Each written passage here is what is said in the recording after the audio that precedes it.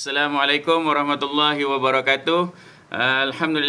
Alhamdulillahirabbil alamin. Ya, pertama-tama dan selamanya kita merafakkan kesyukuran kepada Allah Subhanahu wa taala ya, kerana dengan izinnya kita dapat sama-sama bersiaran lagi pada kali ini ya. Kita akan terus berkongsi ilmu yang berkaitan dengan Jawi Baharu, yang mana pada kali ini saya akan membawa satu tajuk tajuk khusus berkaitan dengan gabungan kata. Baik ya.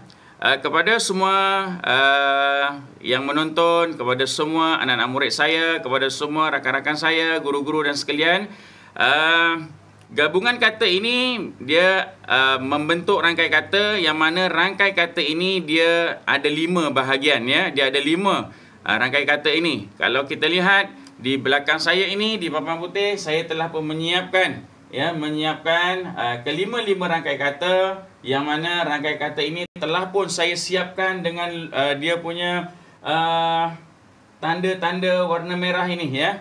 Tanda-tanda warna merah ini. Apa tanda-tanda merah itu? Tujuan untuk apa? Saya akan terangkan sebentar lagi ya. Jadi rangkai kata ini seperti mana sedia maklum, dia ini ada 5, iaitu rangkai kata frasa, rangkai kata setara, rangkai kata simpulan bahasa, rangkai kata majmuk yang ditulis rangkai, dan yang kelima rangkai kata majmuk ditulis secara terpisah. Ya, apa yang penting sekarang ini dalam penulisan Jawi kita? Jawi kita menuntut pada kita Jawi Baharu ditulis dengan tulisan Jawi, dibaca bunyi dan ejaannya tepat. Ya, inilah dia Jawi Baharu yang sekarang ini yang diguna pakai ya di sekolah-sekolah pada masa kini. Baik.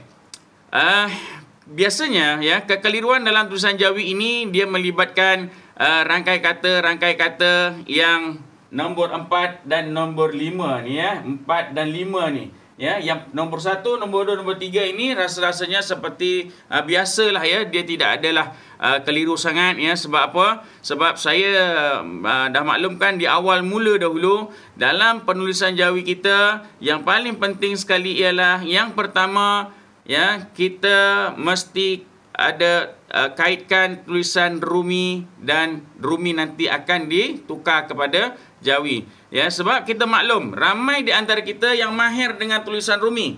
Anak-anak murid kita pun sama, dia orang semua mahir dengan tulisan Rumi. Tetapi kadang-kadang mereka ini ada sedikit keliru macam mana cara nak menjawikan. Maka itu hari ini saya nak menjelaskan lagi sekali ya, mentaukidkan lagi sekali, dalam penulisan Jawi kita hari ini kita berpandukan pada ruminya. Pada ruminya. Kalau dalam tajuk rangkai kata ini, kalau rangkai kata ini dia rangkai kata yang dieja secara jarak, maka ruminya kalau jarak, Jawinya pun kenalah dijarakkan juga. Ya, cuma sekarang ini dalam rangkai kata ini yang terbahagi kepada 5 ini, kita nak bincangkan ya satu persatu. Ya, satu persatu kita nak bincangkan. Ya, jadi saya nak terangkan rangkai kata frasa, rangkai kata setara dan simpulan bahasa ni, 3 rangkai kata ini semuanya ditulis secara terpisah. Ya. Ni. Saya buat tanda bulat warna merah ni P. P maknanya ialah pisah. Ni P. Yang ni P maknanya dia pisah. Dan kita cuba selesaikan satu persatu berserta dengan contoh-contohnya sekali. Okey, baik. Kita mulakan yang pertama. Yang pertama adalah rangkai kata atau frasa, iaitu dia terbahagi kepada 2. Ya.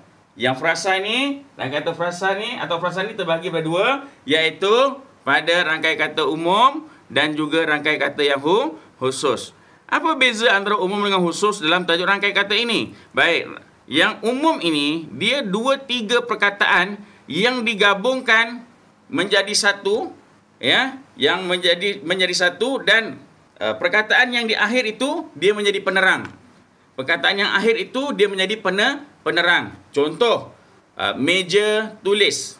Kan, meja tulis. Atau kapal laut. Jalan raya. Gambar raja. Jadi itu yang dikatakan rangkai kata umum. Rangkai kata umum ni ditulis dengan terpisah, maka kita pun tulislah dalam jawinya terpisah sebab ruminya memang terpisah pun, ya. Saya rasa yang ni tidak ada masalah. Kemudian dikatakan satu lagi ialah rangkai kata frasa yang khusus. Yang khusus ni adalah dua perkataan tadi ni bila dia bergabung dia menjadi satu nama. Ni ya, rangkai kata frasa istilah khusus, dua perkataan yang bergabung menjadi satu nama. Contohnya macam hak cipta, mata pelajaran, cermin mata ataupun kertas kerja. Jadi perkataan itu dalam ruminya memang dia dijarak, maka hendaklah ditulis juga dengan dijarakkan, ya. Kalau hak cipta, hak satu perkataan, cipta satu perkataan, dijarakkan. Okey, baik. Itu yang pertama. Saya kira yang pertama untuk yang frasa ni dia tidak ada apa-apa masalah lah. Ya. Yang kedua, kita tengok rangkai kata setara. Dalam rangkai kata setara ini, ya, rangkai kata setara ini dia ada 4 pecahan. Dia ada 4 pecahan. Yang pertama, rangkai kata yang dikatakan kata nama. Yang kedua, kata sifat. Yang ketiga, kata kerja. Yang keempat, kata bilangan. Saya tuliskan NSKB. Nama, sifat, kerja, bilangan. Baik. Apa yang dikatakan kata nama, rangkai kata nama ni? Contohnya macam apa? Kita nak sebut anak, isteri, tua, muda, orang tua, ibu, bapa.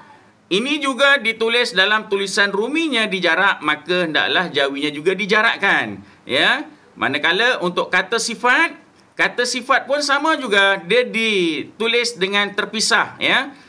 Contoh kata sifat ni apa dia? Contohnya macam tinggi, rendah, hitam, legam, dan sebagainya lah, ya. Untuk kata sifat. Untuk kata kerja, ya, kata kerja, rangkai kata kerja, dia juga ditulis dengan jarak dalam ruminya dan jawinya juga hendaklah dijarakkan. Contohnya apa? Turun, naik, lalu, lalang. Ya, apa dia? Tunjuk, ajar. Maknanya itu pada kata kerja.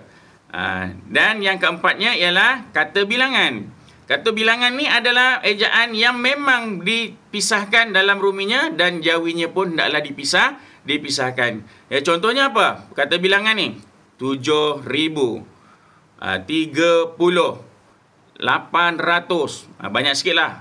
5 juta. Kan banyak sikit. 5 juta. Maknanya 5, kemudian jarak juta. Jadi maknanya kita akan jawikan dengan jarak. Okey. Yang ketiga. Yang ketiga, rangkai kata ketiga adalah 9 bahasa. 9 bahasa juga adalah dua perkataan yang berganding, yang bergabung, ya, menjadi satu rangkai kata. Dia juga ditulis dengan terpisah, ya, terpisah. Ya, terpisah. Pi ni pisah. 1, 2, 3 semuanya terpisah. 9 bahasa juga terpisah. Contoh 9 bahasa apa dia? Contoh dia macam anak emas, kaki bangku, raja sehari, putih mata. Lagi apa? Pilih kasih. Ya, dan lain lagi lah, banyak lagi, ya. Jadi maknanya contoh kalau kita nak mengeja kaki bangku, kita akan buat kaf alif, kaf ya kaki. Bangku itu kita jarakkan ataupun kita pisahkan. Ya. Jadi itulah 3 ni, saya bagi kesimpulan mudahnya dalam rangkai kata ni 1, 2, 3 frasa setara 9 bahasa, kesemuanya adalah rangkai kata yang ditulis secara terpisah. Okey. Sekarang ni barulah kita nak bincangkan yang keempat dan yang kelima. Inilah yang biasanya mendatangkan kekeliruan di dalam penulisan jawi pada hari ini. Kerana apa? Kerana yang keempat ini, kata majmuk yang ditulis serangkai ini, ya, dia ni ada 3. Dalam 3 itu nanti dia ada pecahannya lagi. Dan di situ ada yang ditulis secara serangkai, iaitu yang secara bersambung. Ada yang terpisah dan sebagainya. Okey, ya, nombor 3 dan nombor 4 ni, ya, dia ada yang bersambung, ada yang terpisah. Okey, baik. Nombor 4, kita bincangkan kata majmuk yang ditulis dengan serangkai. Baik. Kata majmuk yang ditulis serangkai ini dia adalah rangkai kata yang telah mantap ya dalam bahasa Melayu. Contohnya, rangkai yang telah mantap ni apa dia? Rangkai kata yang telah mantap. Contoh dia apa? Tanggungjawab. Tanggung dengan jawab ni dia jadi satu. Maknanya dia dieja dengan rapat dan disambungkan. Ataupun beritahu, antarabangsa, kaki tangan, olahraga ataupun kerjasama, setiausaha. Baik, apa yang mengelirukan kita pada hari ini dalam penulisan Jawi dalam tajuk rangkai kata ya? Contoh, saya mengambil satu contoh rangkai kata yang telah mantap. Kita nak mengeja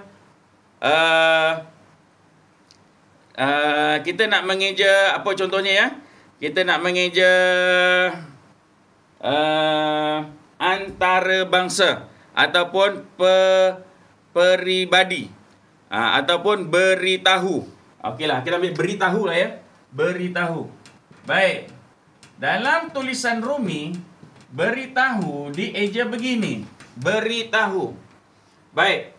Apabila rangkai kata ini dinamakan rangkai kata yang telah mantap, dia hendaklah ditulis dengan cara bersambung. Kalau kita tengok Ruminya sambung, maka Jawinya juga bersambung. Jadi, kita akan eja baroya, beri, ta alif hawau, tahu. Okey. Betul ke nak ejanya macam ni?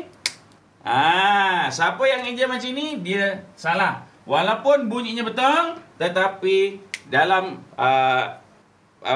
dalam orientasi periksa dia tidak ada markah. Sebab apa? Sebab dia menyalahi ya. Baik, yang betul yang tepat ialah baroya ta alif. Beritahu. Okey. Macam ini. Baroya ta'alif hawa. Beritahu. Ini rangkai kata yang telah mantap ya, antarabangsa, okey ya, beritahu, kemudian kerjasama, olahraga dan sebagainya lah. Ya, saya cuma nak beritahu kepada anda semua dalam yang nombor 4 ni kata majmuk yang ditulis serangkai ini yang telah mantap dia hendaklah ditulis dengan disambungkan. Baik. Itu yang pertama. Yang kedua, rangkai kata majmuk yang ditulis serangkai pada kata terbitan. Pada kata terbitan. Ni KT maknanya kata terbitan. Kata terbitan ni yang macam mana? Kata terbitan ni contohnya ialah tata susila, tata bahasa, tata tertib, pra sekolah, pra usul, anti dadah, antioksida ataupun ultrasonik ataupun ultrasound. Jadi makna kata dia hendaklah dieja dengan disambungkan. Ya, saya tulis kat sini kata majmuk yang ditulis serangkai pada kata terbitan. KT maknanya kata terbitan. Okey, baik. Selesai yang dikatakan kata majmuk yang ditulis serangkai. Dia ada satu lagi. Satu lagi dalam yang nombor 4 ini dia kata yang bukan majmuk. Dia bukan kata majmuk, ya, tetapi dia ditulis dengan serangkai. Ya, dia bukannya rangkai kata majmuk, tapi ditulis dengan serangkai. Dan ini juga dibahagi kepada 4. Dibahagi kepada 4. Ya, dia bukannya rangkai kata majmuk, bukan majmuk, tapi dia ditulis serangkai. Apa contohnya di sini? Dia terbahagi kepada 4, iaitu pada kata nama, pada kata sifat, pada kata apa? H kata apa? Kalau N kata nama, S kata sifat, H kata hubung. H kata hubung, T kata tanya. T tanya, kata tanya. Jadi pada yang keempat-empat ini, dia bukannya kata majmuk, rangkai kata majmuk, tapi ditulis dengan bersambung. Contohnya apa? Yang dikatakan rangkai kata pada kata nama. Rangkai kata yang bukan rangkai kata majmuk tetapi ditulis dengan serangkai. Contohnya apa? Peribadi. Ya, peribadi. Panca indera. Peguam cara. Itu contohlah ya. Jadi ejaannya peribadi. Dia rapat. Jadi dia hendaklah dicantumkan ya, dicantumkan, disambungkan. Pada kata sifat pula ialah sukacita ataupun dukacita ataupun purbakala. Ya, sukacita. Saya bagi contohlah sukacita. Sukacita ya ditulis begini, sukacita. Dia rapat kan? Kalau rapat, maknanya dia ini ditulis dengan rapat juga. Swim wow cup. Asalnya suka macam ini. Cita dieja begini. Cita, cahaya ta'alib, cita. Tetapi oleh kerana ianya ini ya dia serangkai ya, dia majmuk ya, kata majmuk yang bukan kata yang serangkai, dia ditulis dengan sukacita. Sim waw kaf ada huruf alif di sini. Suka cahaya ta'alib, sukacita. Nampak? Dia ada alif di sini ya. Itu cara penulisan yang biasa mengelirukan ya. Tapi saya dah terangkan makna kata kalau dia ni dua perkataan yang dicantumkan yang asalnya tidak ada alif, dia akan ada alif ya. Contohnya macam duka, dal waw kaf. Tapi bila duka cita, automatik dal waw kaf alif ya. Okey. Yang seterusnya iaitu kata hubung. Kata hubung. Kata hubung ya. Kata hubung contohnya apa? Apabila. Contoh lagi, manakala. Ataupun barangkali. Baik, kita ambil satu contoh yang dikatakan kata hubung ni apabila. Ramai di antara kita ya, dia ditulis dengan tulisan Jawi yang dibaca bunyi tetapi tidak mendatangkan apa-apa markah. Kenapa? Sebab dia mengeja dengan ejaan yang salah ya. Ramai orang mengeja apabila dia eja begini. Alif, pa, ba, ya, lam, alif. Apabila. Ya. Sedangkan ejaan yang tepat ialah alif, pa, alif, ba, ya, lam, alif. Dia eja begini. Dia ada alifnya. Saya ulang balik. Dalam apa pun, rangkaian kata ini sekiranya dia punya rapat, dia mestilah ditambahkan dengan huruf alif ya, dengan huruf alif. Okey. Kita tengok yang ke seterusnya iaitu kata tanya. Kata tanya ni contohnya apa? Contohnya macam bagaimana ataupun kenapa ya. Jadi ejaannya hendaklah dirapatkan, maka ditulislah dengan rapat ya. Okey, baik. Kita dah selesai yang keempat dan kita pergi yang kelima, yang terakhirlah ni ya. Kata majmuk ditulis terpisah. Yang inilah, yang ini ni. Dia boleh ditulis dengan kata majmuk ini, dia boleh terpisah dan dia boleh disambungkan. Dua-dua boleh. Tapi kita kena tengok macam mana dan macam mana kita nak tahu. Okey, kita buat macam ini. Untuk kata majmuk ditulis terpisah ini, dia terbahagi dua. Dia kalau rangkai kata itu, rangkai kata yang digabungkan, tidak ada apa-apa imbuhan atau apitan, dia ditulis dengan dijarakkan. Contoh, macam urus niaga, ambil alih, ataupun tidak hadir, ataupun salah guna. Maknanya, urus niaga ataupun ambil alih tu, kalau tidak ada apa-apa imbuhan, dia ditulis dengan jarak. Contohlah, saya buat satu contoh. Contohnya di sini ambil alih. Ya, saya buat ruminya ambil alih. Ini dalam tulisan ruminya dia jarak, ya, ambil alih. Dia kena dibuat satu-satu, ambil alih.